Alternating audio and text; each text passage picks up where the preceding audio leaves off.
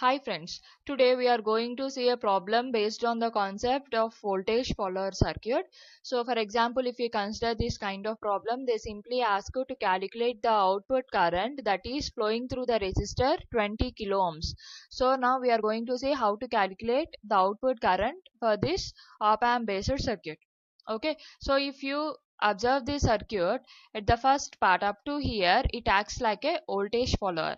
As we know that the voltage follower is nothing but the output voltage will always follows the input voltage.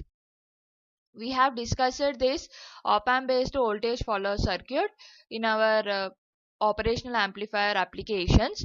If anyone has doubt, then you can ping that video.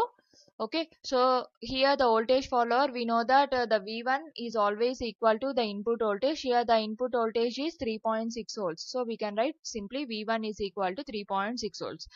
So we know what is the voltage present at the input of 60 kilo ohms. Now by using some nodal analysis or mesh analysis, we can easily find out the value of Ix. Okay, now if you see this, the V1 value is 3.6 volts. This is obtained by using the concept of voltage follower. And here let us consider these two are connected to one node, that is V2. Okay, now simply apply the nodal analysis at the V2. If we get V2 is V2 minus V1 by 60k plus V2 by 24 kilo ohms plus V2 by 20 kilo ohms.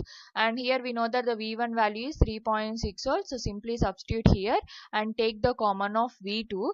If you solve this equation, we will get the value of V2 as 0.554 volts. Now we know what is the value of V2.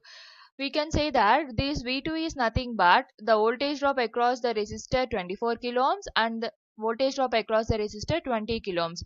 Why the value of V2 is same for these two resistors? Since these two resistors are connected in parallel. In parallel, we know that in the parallel circuit of resistors, the voltage across the resistors are constant. Okay, so we know the value of V2. Now V2 is 0.55 volts, so V2 is nothing but the voltage drop across 20 kilo ohm resistor.